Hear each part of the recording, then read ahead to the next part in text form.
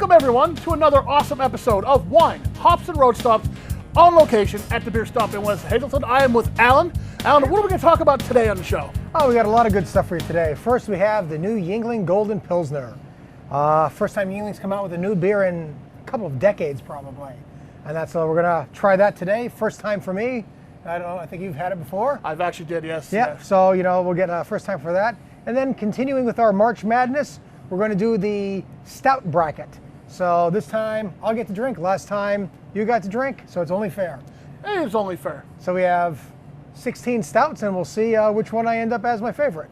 Alan's favorite stout competition coming up right now after the break, so don't go away. We'll be right back with more Wine, Hops, and Road Stops.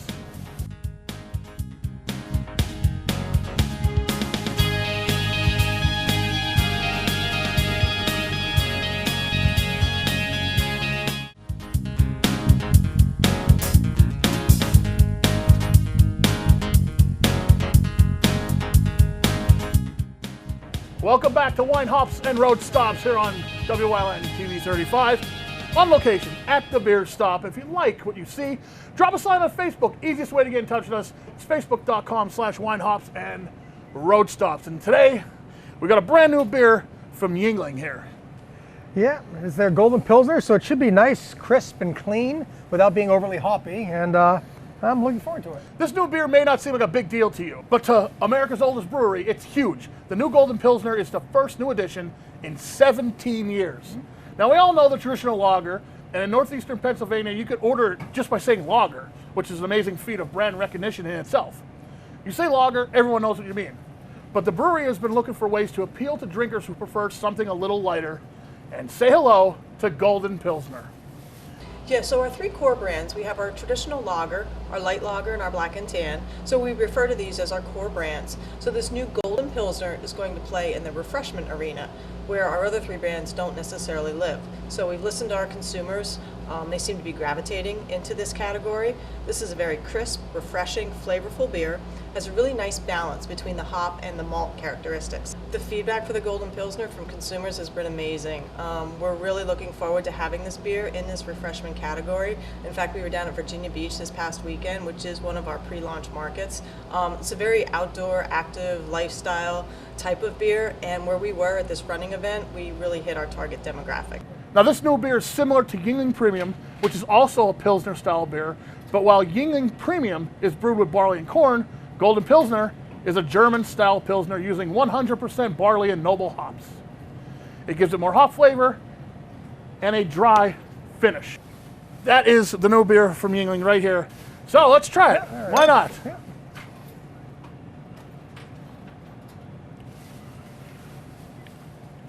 What do you think? It's nice. You can still tell it's a Yuengling product. Not quite the Yuengling lager. Again, you're not getting to that heaviness of it. But it's still that Yuengling lager, a little bit crisp, a little bit clean, which is what the German-style Pilsner should be. There's a little bit more hops to it than I thought there would be. Yes, because it's not a wimpy beer. It's not a wimpy beer at all. No, but it is a great beer if you're just getting to the craft beer market. A great beer to start out with. Good for springtime. And actually, coincidentally enough, we are the only ones in the Hazleton area with this beer. A little plug for me. Okay, I gotta say something about Yuengling beer across the board. It all has the same finish to it. There's all that, the aftertaste that's left, the finish is always kind of similar. Whether it's the Golden Pilsner, whether it's the Premium, whether it's the Black and Tan, whether it's the Lager, they all finishes kind of the same. Maybe it's the Pottsville water, I don't know. Or it's probably just like more, again, the German hop styles or whatever. Because it does drink a little bit more like a European beer, as opposed to most of the American styles when they come out with Pilsners, even lagers in the microbrew world, putting tons of hops in them, and you're getting that much more hoppy flavor out of them. This is a more true European style Pilsner. It's very good. It's very good. I like it. I like it a lot. You'll be drinking it a lot this summer, trust me. Well, it's a hot Hazleton day today. It's almost up to 38. So why don't we talk about stouts? Let's do a little craft beer 101 about stouts. First off, what is a stout? Now, the word stout is used to refer to strong beers from way back in the late 1600s to early 1700s. These are stronger, full-bodied versions of porters, usually called stout porters. Now, of course, we all know the most famous one, Guinness. And Guinness is a great stout to start with because it is on that lower alcohol volume. It is on your lower bitterness scale, so you're not jumping into that super heavy craft beer stouts, which quite frankly will be the 16 beers that we try today. Right, you got to take those baby steps. Absolutely, yeah. It's a great entryway into the dark beers. Now, have you sat in an Irish pub or an English pub somewhere and had a Guinness? Is it different or? Oh, it's much different when you go to the pubs over there. When you come out, the frothiness, they'll put birthday candles actually in the beer, and the candles can stand up. They probably get about 4 beer candles inside of your pint of beer, and they would light them on fire and actually walk it over to you. That's how thick the head is over there. But that's a whole different system. It's a draw system as opposed to our tap systems, which basically infuse the air and push the beer out. This, you actually draw the beer almost like a water pump. I gotta get over there. I probably will never come back if I did that. The nice part is everywhere, England, London, Ireland, they all have it. They all have the same systems. They're really big into their beer on tap and the proper way of doing it. Well, it's about time to take a break and say hello to some of our sponsors. Don't go anywhere. We have more wine, hops, and road stops coming back after the break in a couple minutes. And Alan will be trying a whole bunch of his favorite style of beer. Don't go away.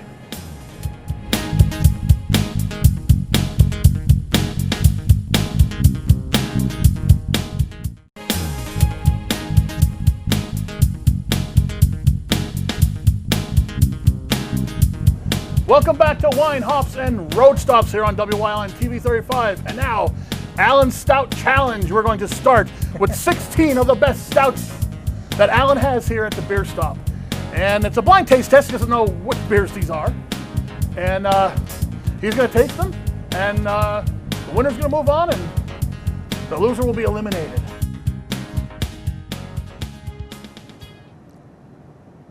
That's tough. This one is good. The eliminated beer was McKellar Beer Geek. McKellar Beer Geek. I'm not familiar with this from one. Denmark. It's really nice. As I said, it's tough. There's a little extra sweetness in that one. That was kind of the only reason why I ended up without that. See, it's not easy. It's It not isn't easy at all. It isn't. If you watched last episode, I had to do this with my favorite types of beer, IPA. I'm going to go with that one. Okay. The beer that was eliminated was Pest Mortal. I love that. I love that label. Nice. Imperial Stout brewed with coffee, 9.5 alcohol by volume. That's I've always said that's one of my favorites. well, you eliminated it. They only use one specific type of Arabica coffee bean or whatever, and it's another tough one to get.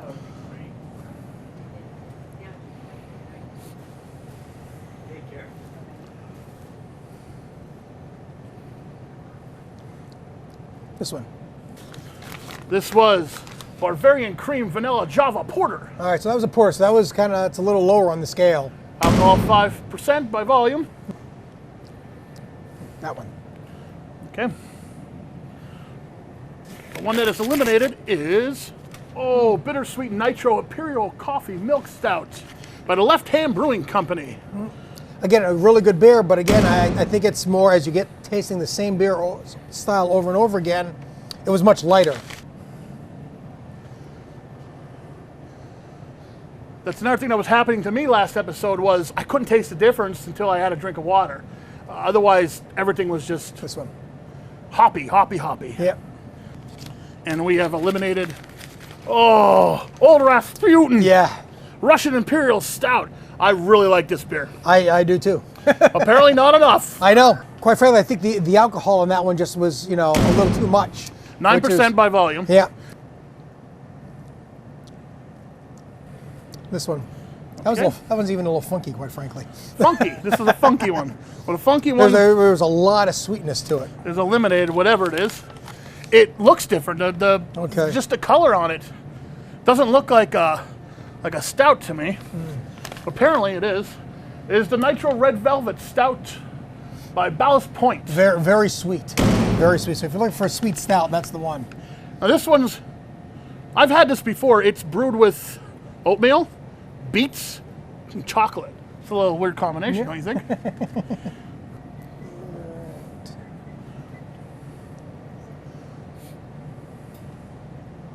Try to even do like a little wine, a little swish around the mouth. Yeah, of course. The proper way to sample your beer. Take a little sip, swish it around, then This one. swallow it. Okay, this one moves on. Kalamazoo, Kalamazoo. Stout. Okay.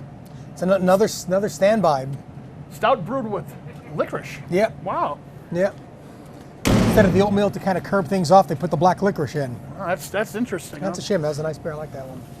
Okay, last two in this round.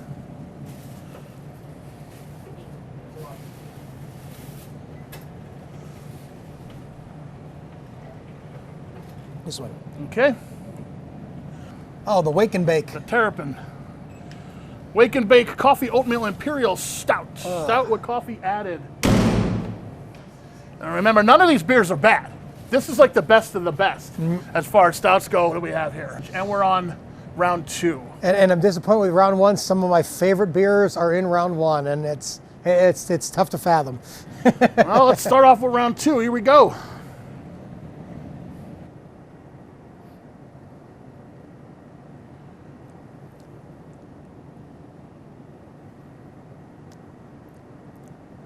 This one.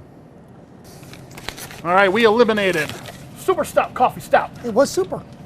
It beat McKellar. It seems like a lot of coffee stouts are being eliminated because they're probably up against chocolate stouts. And the bitterness of the coffee might kind of just make, when you're tasting sample by sample, that chocolate just is a little bit more pleasing.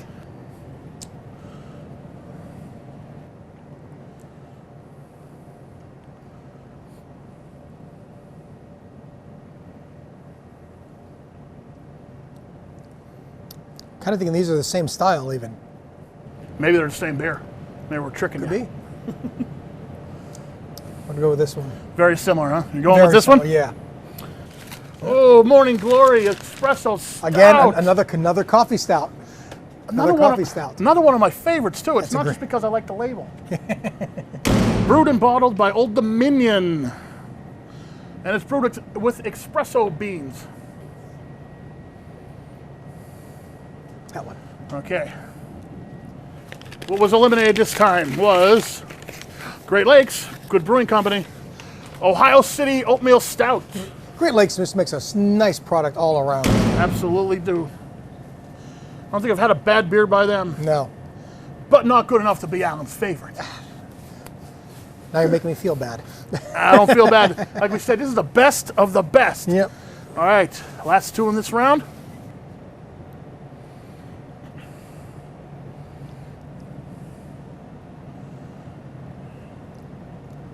I'm gonna go with this one.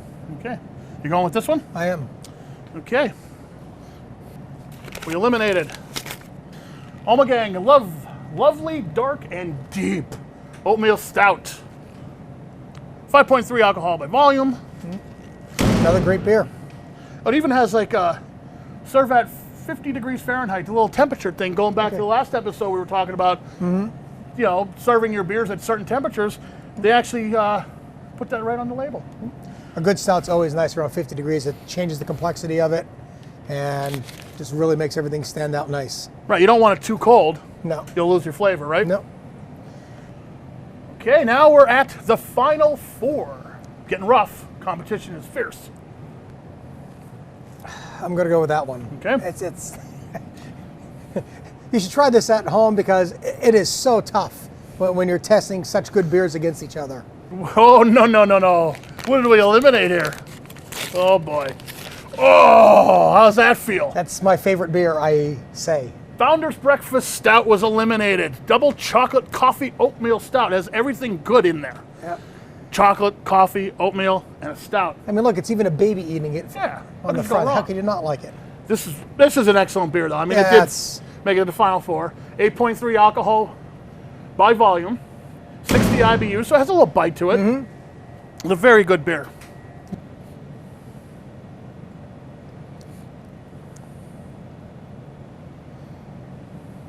I didn't cleanse my palate after the last one, so I'm gonna go with this one.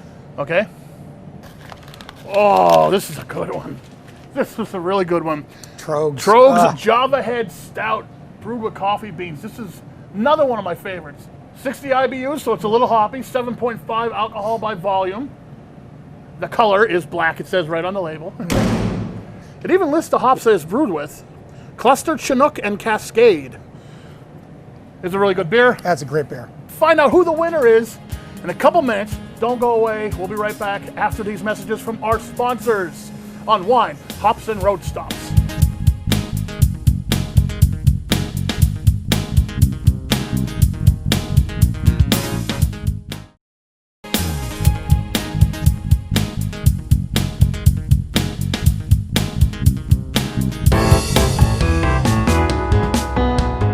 Today our road stop takes us to Route 93 in the Cunningham Valley.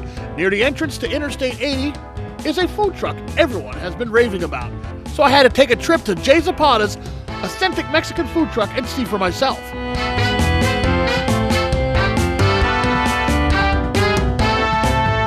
Soon after I arrived, I was greeted by owner and chef Ricardo Santos. And I'm sorry, I'm not the chef. Oh, okay. No, I'm sorry, you got the wrong person. You're not a chef. No, sir.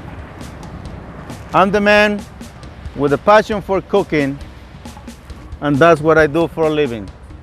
No experience in the kitchen, but I'm the man that just turned a business into a passion. That's what it's all about. Okay, so he's not a trained chef, but that doesn't stop him from making some amazing food.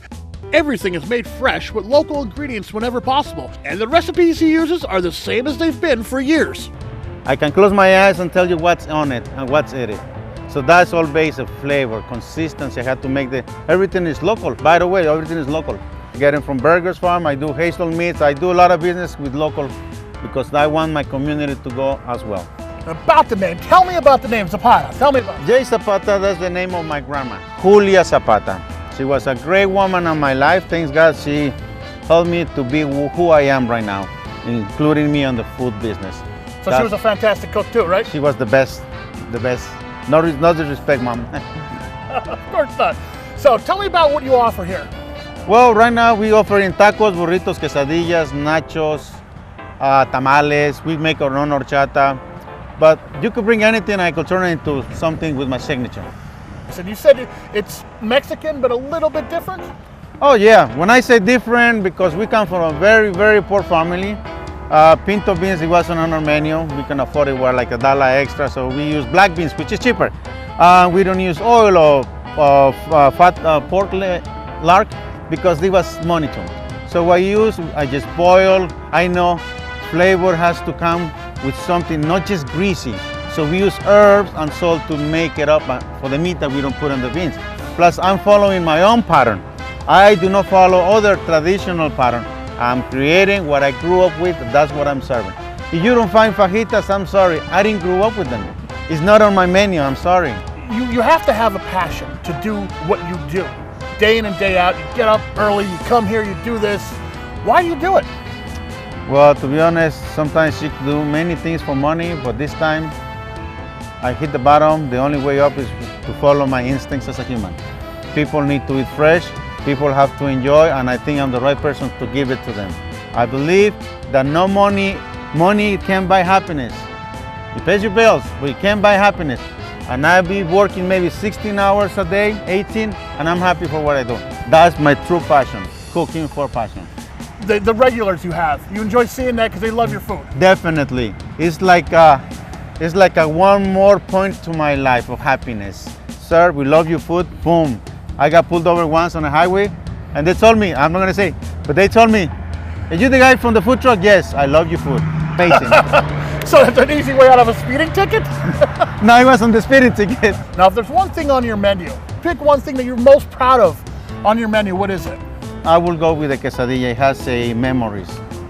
Quesadilla I used to cook my quesadillas with peppers and onions inside I had to go my way.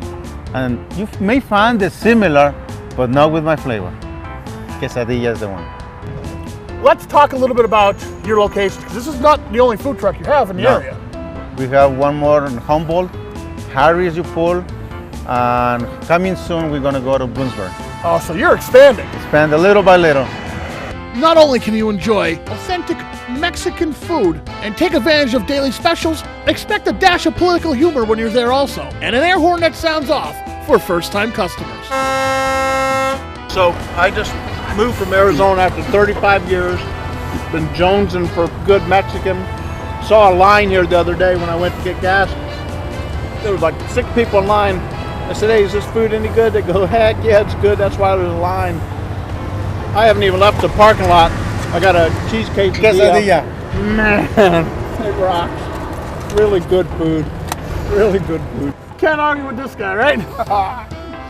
We open Monday through Friday from 10 a.m. to 10 p.m. Saturdays and Sundays from 11 to 8 p.m. Our location on Humboldt, we open from 8 to 3. Slow weather, you know, we're gonna give them a little more time. All year long, though, right? All year long, sir. Even when it's snowing. I don't know if you can see it right now with the camera, but it's starting to snow again.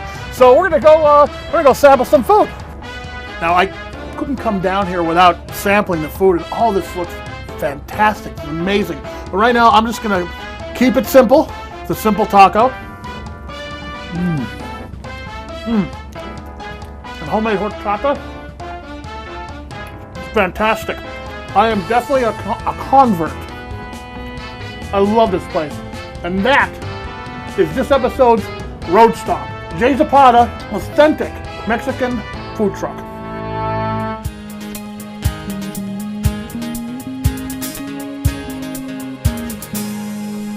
Okay, top two. The final two beers right here, folks. It's gonna be. I'm gonna go with this one. Just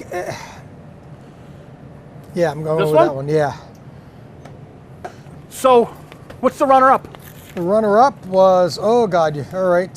Springdale's Breakfast Stout, Brigidero. Brigidero, there you go. Brigidero from Got it Springdale. right. I've never had that beer before. It's nice. The winner of Alan's Stout Challenge is this big old bottle here. Rogue Chocolate Rogue Stout. Chocolate Yeah, that's- Stout. Yeah, you can't argue with. You Can't argue with that. But then again, 6 of these you could easily say are the best beers. That's true. Yeah, I am surprised at it, but I did pick a chocolate stout. Now, it's not a big beer, though. ABV is only 5.8 in comparison to some of them we've been drinking. All these stouts are great. These are like the top tier stouts, and you get them all here at the Beer Stop. Thank you for spending time with us on Wine Hops and Road Stops. We're going to finish sampling these beers, and we'll see you next time on the show. Salute, sir. Cheers. I can see how the coffee lost out, though. I think, Just, yeah. just because of the bitterness. The beer is just, and that's mostly the only there. The other ones, there's a lot more depth to them. There's